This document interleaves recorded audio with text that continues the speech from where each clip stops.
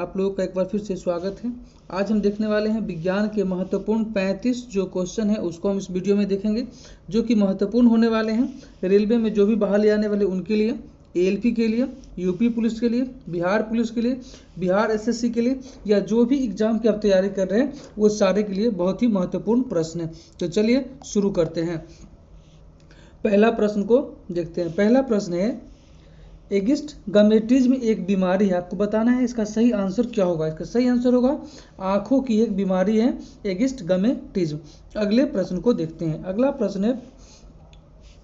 प्रश्न है विश्व स्वास्थ्य दिवस मनाया जाता है, कब मनाया जाता है? तो ये मनाया जाता है 7 अप्रैल को मनाया जाता है। अगले प्रश्न को देखते हैं। अगला प्रश्न है मेलाकोनाइट किस धातु का खनिज है? आपको सही आंसर बताना है। सही आंसर होगा ऑप्शन नंबर ए यानी तांबा का खनिज है। अगले प्रश्न को देखते हैं। प्रश्न संख्या 4। प्रश्न संख्या 4 में है, किस अम्ल का उपयोग सीसा संचय बैटरी में किया जाता है? आपको सही जवाब देना है। सही आंसर होगा ऑप्शन नंबर ए सल्फ्यूरिक अम्ल। अगला प्रश्न को देखते हैं। अगला प्रश्न है मनुष्य के शरीर में कितना लीटर रुधिर होता है? आपको सही जवाब देना है। ऑप्शन नंबर सी 5 से 6 लीटर एक मनुष्य के शरीर में रुधिर की मात्रा होती है। अगले प्रश्न को देखते हैं। अगला प्रश्न है विद्युत धारा का चुंबकीय प्रभाव सर्वप्रथम अवलोकित किया गया किनके द्वारा किया गया था? आपको सही आंसर बोलना है। सही आंसर होगा ऑस्ट्रोवर्ड के द्वारा किया गया था। अगले प्रश्न को देखते हैं। अगला प्रश्न है प्रश्न संख्या 7। प्रश्न संख्या 7 को देखते हैं। न्यूरॉन इकाई है। न्यूरॉन किसकी इकाई है? तो तंत्रिका ऊतक का इकाई क्या होता है? न्यूरॉन होता है। अगला प्रश्न देखते हैं। प्रश्न संख्या 8। प्रश्न संख्या 8 है ब्लैक होल सिद्धांत की खोज किसके द्वारा की गई? आपको इसका सही आंसर देना है। सही आंसर होगा एस चंद्रशेखर के द्वारा किया गया था। अगले प्रश्न को देखते हैं। प्रश्न संख्या 9। प्रश्न संख्या 9 में है शरीर में हेमोग्लोबिन का कार्य क्या होता है? आपको बताना है। तो हेमोग्लोबिन का कार्य होता है ऑक्सीजन का परिवहन करना। अगले प्रश्न को देखते हैं। प्रश्न संख्या 10। प्रश्न संख्या 10 है रेडियोधर्मी तत्व जिसका भारत में विशाल भंडार पाया जाता है वो क्या है? आपको बताना है कि इसमें कौन सा रेडियोधर्मी तत्व है जिसका भारत में विशाल मात्रा में यह पाया जाता है। इसका सही आंसर होगा ऑप्शन नंबर बी यानी थोरियम। अगले प्रश्न को देखते हैं। अगला प्रश्न है प्रश्न संख्या 11। प्रश्न संख्या 11 में है किसी मानव आंख की रेटिना पर बना प्रतिबिंब है। मानव के आंख पर जो रेटिना पर प्रतिबिंब बनता है वो कैसा बनता है? आपको सही आंसर बताना है। सही आंसर होगा ऑप्शन नंबर बी वास्तविक होता है और उल्टा होता है। अगले प्रश्न को देखते हैं। अगला प्रश्न है प्रश्न संख्या 12। प्रश्न संख्या 12 में है फोटोग्राफी में उपयोग किया गया प्रकाश संवेदी यौगिक कौन सा है? इसमें आपको बताना है। तो option number C silver bromide है। अगले प्रश्न को देखते हैं। अगला प्रश्न है प्रश्न संख्या 13। प्रश्न संख्या 13 में है हमारे भोजन में रक्षात्मक खाद्य पदार्थ है कौन सा है? आपको बताना है कि भोजन में कौन सा रक्षात्मक खाद्य पदार्थ है। विटामिन और खनिज होते हैं। अगला प्रश्न को देखते हैं। प्रश्न संख्या 14। प्रश्न संख्या 14 में है 1 ग्राम वाले पदार्थ का तापमान 1 डिग्री सेल्सियस बदलने के लिए आवश्यक ऊष्मा की मात्रा को क्या कहते हैं? इसका सही आंसर आपको बताना है। इसका सही आंसर होगा विशिष्ट ऊष्मा कहते हैं। अगला प्रश्न को देखते हैं। अगला प्रश्न है प्रश्न संख्या 15। प्रश्न संख्या 15 है पित्तल किसका मिश्रण है? आपको बताना है कि पित्तल किसका मिश्रण है। तो पित्तल जो होता है वो तांबा और जस्ता का मिश्रण होता है। अगला प्रश्न को देखते हैं। प्रश्न संख्या 16। प्रश्न संख्या 16 है इसको देखते हैं। प्रश्न संख्या 16 में टाक का जिसको हम लोग शोल्डर भी कहते हैं यह किसका मिश्रण होता है? तो चलिए आप भी जज कीजिए और आप बताइए कि टाका यानी शोल्डर जो है वो किसका मिश्रण है। इसका सही आंसर होगा ऑप्शन नंबर डी सीसा और टीन का मिश्रण टाका होता है। अगले प्रश्न को देखते हैं। प्रश्न संख्या 17। प्रश्न संख्या 17 है सोडा वाटर बनाने के लिए कौन सी गैस प्रयुक्त की जाती है? आपको बताना है कि सोडा वाटर बनाने के लिए किस गैस का प्रयोग किया जाता है? तो कार्बन डाइऑक्साइड यानी CO2 का प्रयोग किया जाता है।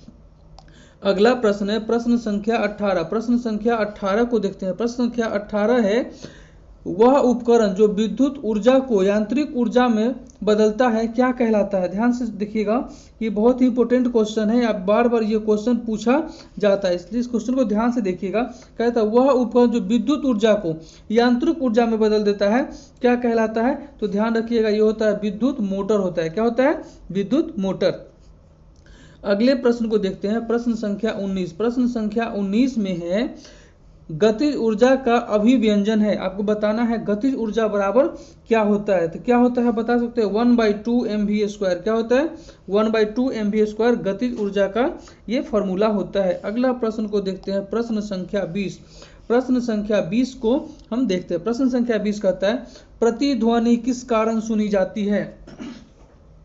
4 ऑप्शन है, आपको बताना है कि प्रतिध्वनि किस कारण से सुनी जाती है। तो इसका आंसर होगा ऑप्शन नंबर ए, ध्वनि तरंगों का परावर्तन के कारण आपको प्रतिध्वनि सुनाई देती है। अगले प्रश्न को देखते हैं। अगला प्रश्न है प्रश्न संख्या 21।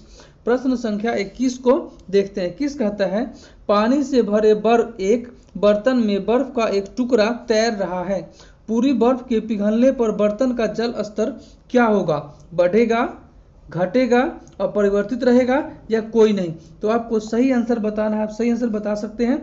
इसका ऑप्शन होगा ऑप्शन नंबर सी, यानी अपरिवर्तित रहेगा।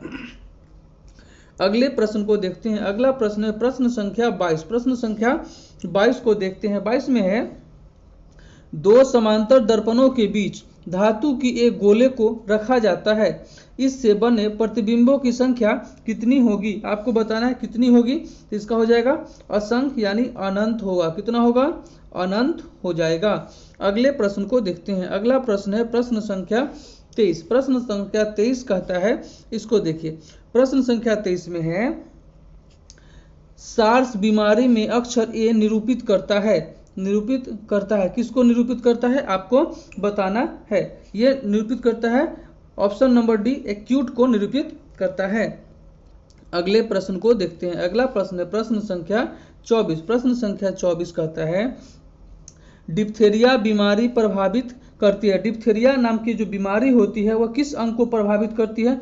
आपको इसका आंसर बताना है। सही आंसर होगा ऑप्शन नंबर बी, यानी डिप्थेरिया गला को प्रभावित करती है। अगले प्रश्न को देखते हैं। अगला प्रश्न है प्रश्न संख्या 25। प्रश्न संख्या 25 कहता है, सरल यांत्रिक लाभ वाले लीवर में होता है। क्या होता है?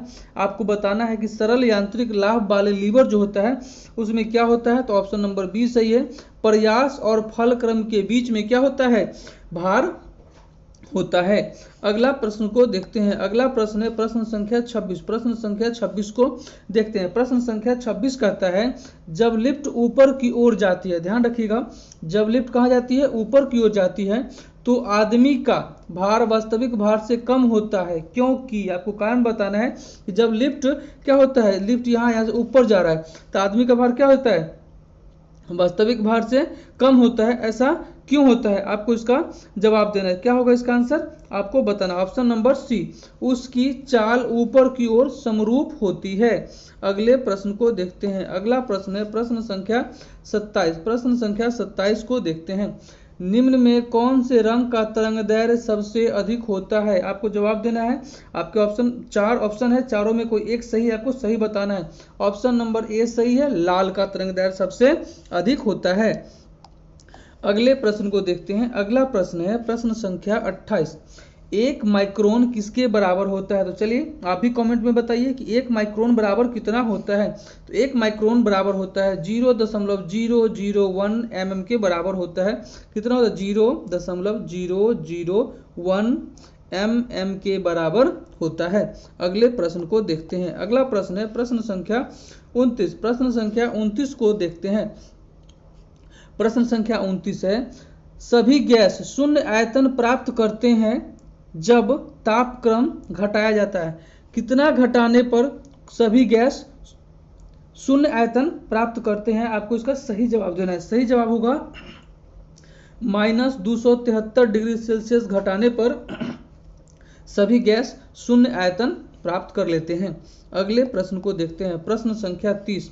प्रश्न संख्या 30 कहता है एसिड यानी अम्ल बदलता है। अम्ल किसको किस में बदलता है आपको ये बताना है। तो इसका आंसर होगा नीले लिटमस को लाल में अम्ल बदल देता है। ध्यान से देखिएगा कि अम्ल जो बदलता है नीले लिटमस को लाल में बदल देता है।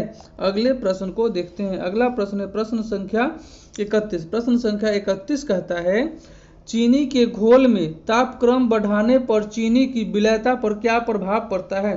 ध्यान से आपको जवाब देना है कि चीनी के घोल में तापक्रम बढ़ाने पर चीनी की विलयता पर क्या प्रभाव पड़ता है, तो वो बढ़ जाता है। अगले प्रश्न को देखते हैं। अगला प्रश्न है प्रश्न संख्या 32। प्रश्न संख्या 32 कहता है कार्बन का शुद्धतम रूप कौन सा है। आपको बताना है कि कार्बन का शुद्धतम रूप कौन सा है। इसका शुद्धतम रूप होता है हीरा। हीरा कार्बन का शुद्धतम रूप होता है। अगले प्रश्न को देखते हैं प्रश्न संख्या 33। प्रश्न संख्या 33 को देखते हैं। प्रश्न संख्या 33 है निम्नलिखित में कौन सा तत्व कार्बनिक यौगिक में मौजूद रहता है।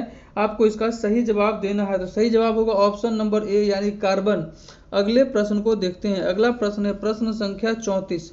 प्रश्न संख्या 34 को देखते हैं। प्रश्न संख्या 34 में कहता है कि कौन सी गैस का आवरण सूर्य से निकली परावैंगनी विकिरण को अवशोषित करता है। इसका सही जवाब देना है। सही जवाब होगा ऑप्शन नंबर ए यानी ओजोन। कौन करता है, ओजोन करता है। और आज का आखिरी प्रश्न है, आज का 35 नंबर क्वेश्चन आखिरी प्रश्न है। इसका सही जवाब आपको देना है। मायोपिया आंख, मायोपिक आंख किसके प्रयोग द्वारा ठीक की जा सकती है। ध्यान से सुनिएगा क्या क्वेश्चन कि मायोपिक आंख किसके प्रयोग द्वारा ठीक की जा सकती है। सही आंसर होगा अवतल लेंस के द्वारा ठीक की जा सकती है। और आज का आपका होमवर्क का क्वेश्चन है कि एक बूंद पानी होता है ना, पानी का एक बूंद होता है तो उसमें कितना अणु होता है, आपको ये जवाब देना है। आज के लिए इतना ही। जय हिंद।